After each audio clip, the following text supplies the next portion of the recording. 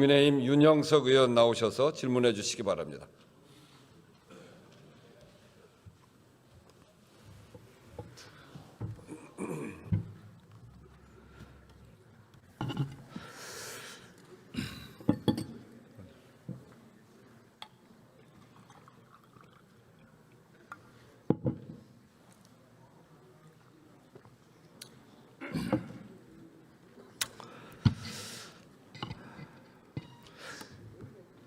존경하는 국민 여러분, 우원식 국회의장님과 선배 동료 의원님 여러분, 경남 양산시 갑구 국민의힘 소속 윤형석 의원입니다.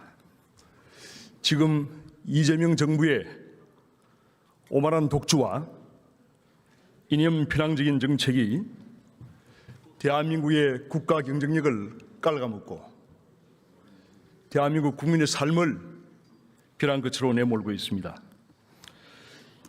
이대로 가면 대한민국 경제는 활력을 잃고 지금 우리 세대는 청년 미래 세대에게 빚더미만 잔뜩 물려주게 될 것입니다. 정부는 더 이상의 독선과 아집을 멈추고 이제라도 협치의 목소리에 귀를 기울여 주시기 바랍니다.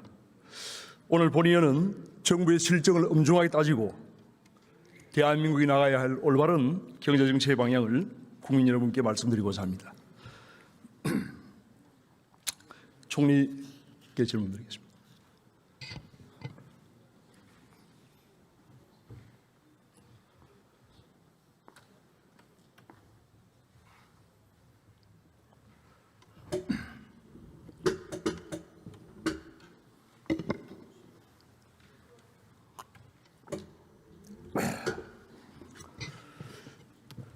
오랜만에 뵙습니다.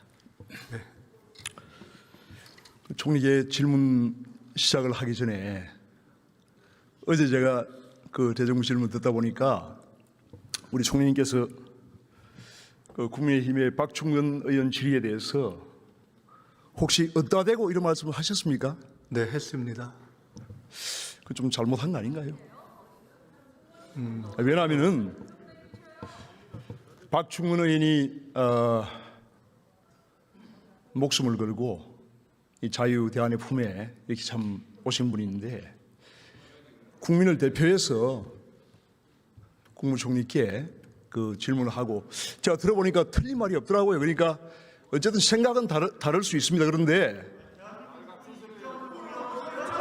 그 내용을 보세요. 아니 내용을 보시라. 내용을 보시면은 의원님들 그냥 내용을 보시면은 그게 국군을 모욕을 하는 그런 발언이 전혀 아닙니다. 그러니까 여러 가지 우리 박충근 의원은 북한의 실정이나 그런 그 북한이 우리 대한민국을 가하는 여러 가지 안보 얘기에 대해서 잘 할 거 아닙니까? 그렇기 때문에 거기에 걱정을 하고 우리 대한민국이 안보를 튼튼히 해서 그런 문제가 없도록 하자는 그런 취지로 질문을 한 겁니다.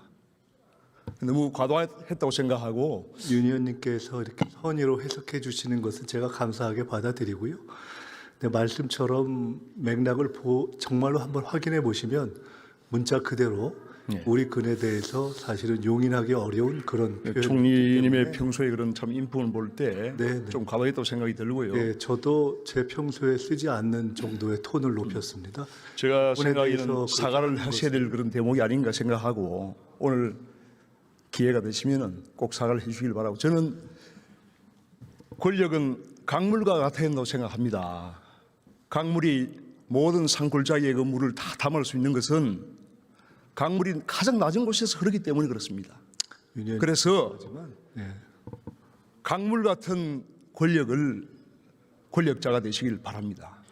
어제 겸손하게 하십시오. 박충건 의원께서 제게 상당히 모독적인 발언을 하신 것에 대해서는 제가 넘어갔습니다. 그렇지만 대한민국 국군에 대해서 김정은 신기보호 외에는 아무것도 없다라고 표현한 것을 제가 총리로서 이 자리에서 그냥 넘겼다면 저는 어떻게 보면은 공직자로서 그 내용을 파악을 해보시고 생각합니다. 그 내용을 파악을 해보시고 제가 다 기억하고 박충근 의원의 그러한 진정성이 있다면은 사과를 하시기 바랍니다. 온 국민이 다 보셨기 때문에 박충건 의원께서 사과를 저는 상당히 참 그 잘못됐다고 생각합니다. 저 개인에게 그래서 어떤 경우에도 대한민국 그 어떤 경우에도 향후에 국무총리나 국무위원들이 국민의 국민을 대표하는 국회의원을 모독하는 그런 일이 있어는 안 된다고 저는 생각합니다. 국회의원 여야를 타탄한 겁니다. 모독하는 것은 용인할 수 예. 없다고 생각합니다. 자, 그런데 총리는 너무 저희 국회의원들이 말에 다 말꼬리를 잡고 사사건건 그렇게 다 이렇게 그걸 합니까? 제가 사사건건이 제가 그 급한 말씀드리잖아요. 스타일이 아니라는 좀- 건 잘 아실 거라고 좀 생각합니다. 포용의 그런 마음을 가지시고 겸손하게 좀 하십시오. 권리 행사를. 제표 평소의 스타일을 아실 테니까요. 자, 질문하겠습니다. 지금 대한민국의 국가 채무 비율이 지금 급속도로 증가하고 있습니다. 2025년 한 해만 해도 한 140조, 지금 올해 지금 50% 이상 GDP 대비 올라갈 것이고 2030년 이재명 정권 마지막 해에는 거의 60% 이상. 이게 이제 상당히 OECD 국가의 비기축 통화국의 그러한 기준으로 볼 때는 상당히 높은 겁니다. 그리고 우리나라가 지금 현재 저출산 고령화로 상당히 생산 가능성이 감소하는 그런 형국이기 때문에 이 국가 부채 관리 잘 하셔야 됩니다. 그래서 그에 대한 한번 계획을 좀 말씀을 해 주시기 바랍니다. 국가 부채에 대한 의원님의 걱정에 대해서는 공감합니다.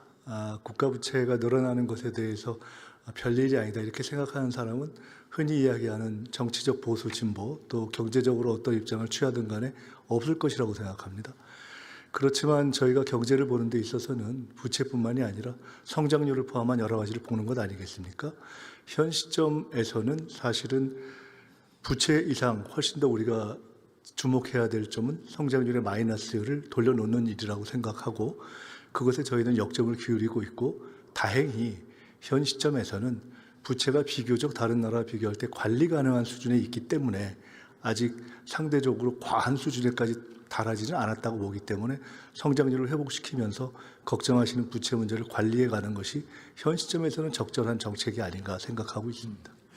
우리나라가 잘 아신 대로 무역 중심의 그러한 국가입니다. 그래서 수출 주도형 경제 성장을 불가피하게 할 수밖에 없습니다. 그런데 지금 이제 무역 의존도가 한 75% 정도 되는데 최근에 대중국 그리고 중국과의 무역에 상당한 적자가 지금 발생을 하고 있어요. 2022년 이후에 지금 상당한 적자가 발생을 하고 있는데 2022년부터 작년까지 누적 적자액이 얼마 정도 되는지 아십니까? 중국에 대한 누적 적자액은 제가 정확하게는 모르겠습니다. 매년 지금 100억 불 이상 지금 발생을 하고 있고 그러한 원인은 뭐라고 생각하십니까?